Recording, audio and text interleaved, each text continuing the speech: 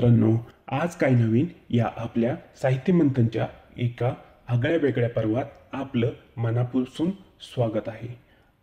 आज काय नवीन यामध्ये दाशार्ह राजाची कथा, कलावती राणीच्या बोलण्याने राजा शिवभजनी कसा लागला व गर्गमुनींच्या मंत्रोपदेशाने तो पुण्यवंतही कसा झाला ते आपण पाहणार आहोत.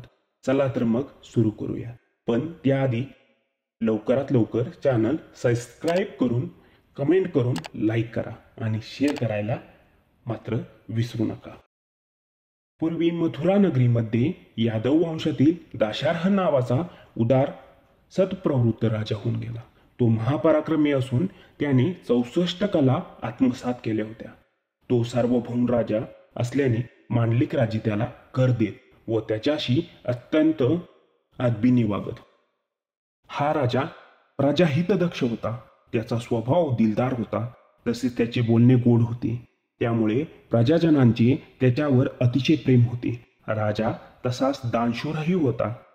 त्याचा काशी नगरीच्या कन्या कलावतीशी विवाह झाला होता. ती नावाप्रमाणेच सर्व कला निपुण होती. त्याचप्रमाणे रूपवान व गुणवानही होती. सौंदर्याला शोभेल अशी तिची गोडवाणी होती. तसेच ती सत्यप्रिय, श्रद्धावान आणि धर्मांचे आचरण करणारी होती. दाशार्ह राजाने विवाहानंतर आपल्या नूतन राणीला प्रणय भावनेने आपल्या महाली बोलवले. तेव्हा तिने अतिशय विनयाने राजाला त्यापासून परावृत्त करण्याचा प्रयत्न केला. परंतु राजाच्या मनात तीव्र प्रणय भावना झाल्याने तो राणी येत नाही असे पाहून स्वतःच तिच्या महाली गेला आणि हे प्रिये, तू मला आलिंगन दे असे म्हणाला. तेव्हा कलावती म्हणाली की मी शंकराची उपासक असून सतत व्रतस्थ असते. त्यानंतर पुरुषांनी प्रेमक्रीडा केव्हा करावी या बाबतीत रोज पुरुषांनी पाळावयाची पथ्ये सुद्धा कलावतीने राजास सांगितली. परंतु कामातूर झालेला राजाने तरीही तिला आलिंगन दिले. त्याचबरोबर त्याच्या शरीराचा दाह झाला. तात्काळ तिच्यापासून दूर होऊन राजाने तिला असे होण्याचे कारण विचारले. तेव्हा ती म्हणाली, प्राणनाथा, मी सर्व काही सांगते, पण आपण त्याचा राग मानू नये. दुर्वास ऋषी माझे गुरु, त्यांनी मला पंचाक्षरी मंत्र शिकवला. त्याचा रात्रंदिवस जप केल्याने मी पावन झालेले असून माझा देह निर्मळ असून तुमचा देह पापमयी आहे. गुरुकृपेमुळे मला त्रिकाळांचे ज्ञान आहे. तुम्ही आजपर्यंत अभक्ष भक्षण केले, स्वैर वागलात, गुरुसेवा केली नाही आणि शंकराची भक्ती सुद्धा तुम्हाला करावीच वाटली नाही. तेव्हा अशा स्थितीत भक्तीशिवाय राज्यकारभार करणाऱ्या तुमच्या हातून परमार्थ साधला न जाता नरकवास मात्र आपल्याला प्राप्त होईल. राणीचे इथले बोलणे ऐकल्यावर राजा पश्चातापाने गहिवरला आणि राणीला म्हणाला, तुला तुझ्या गुरुने उपदेशिलेला शिवमंत्र मला शिकव. ते ऐकून राणी म्हणाली, तो महापापे भस्मसात करणारा मंत्र आपण माझे पती असल्याने मला शिकवण्याचा अधिकार नाही. परंतु यादव वंशातील सर्व विद्याश्रेष्ठ गर्गमुनी आहेत. वसिष्ठ व वामदेवाप्रमाणे ते ज्ञानी पुरुष आहेत. त्यांच्याकडून आपण शिवमंत्राची दीक्षा घ्यावी. राजाची शिवसेवा कशी झाली पाहूया. ते ऐकून कलावतीसह राजा ताबडतोब गर्गमुनींच्या आश्रमात गेला. त्याने त्यांना पाहता साष्टांग नमस्कार केल्यावर हात जोडून विनम्रपणे राजा म्हणाला, गुरुदेव, माझ्या हातून अजूनही काही सुद्धा परमेश्वराची सेवा घडली नाही, तरी आपण मला शिवदीक्षा देण्याची कृपा करावी. राजाची उत्कट इच्छा पाहून गर्गमुनी यमुना तीरावर गेले.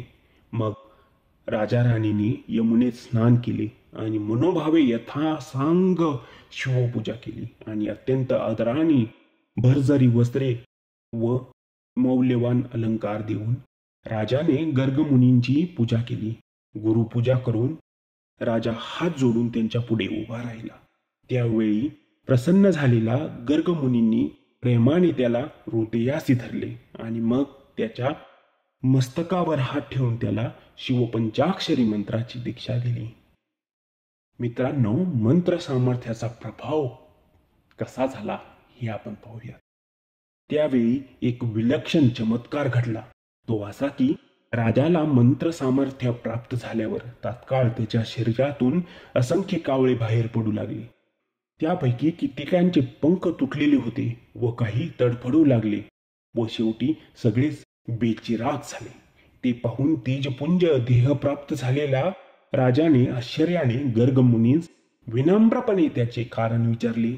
त्यावेळी मुनी म्हणाले, राजा, एखाद्या ठिणगीने जशी पणे भस्मसात होतात त्याचप्रमाणे तुझी अनंत जन्मांची पापे कावळ्याच्या रूपाने पटापट बाहेर पडली आणि ती भस्मसात झाली. मंत्र सामर्थ्याने आणि गुरुप्रसादाने निष्पाप झालेल्या त्या राजाने गुरुचे उपकार स्मरले व तो कलावती राणीसह राजधानीस परत आला.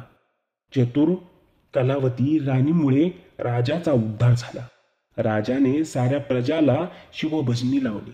त्यामुळे त्याच्या राज्यातील रोगराई व दुष्काळ संपूर्णपणे नष्ट होऊन तेथे सुख समृद्धी प्राप्त झाली. त्याचबरोबर संपत्ती व समाधान आपोआप आले. मित्रांनो, आपण आज काय नवीन या आगळ्या वेगळ्या पर्वात पाहिले दाशार्ह राजाची कहाणी. त्यात राजाची शिवसेवा, शिवमंत्र सामर्थ्याचा प्रभाव कसा झाला ते पाहिले.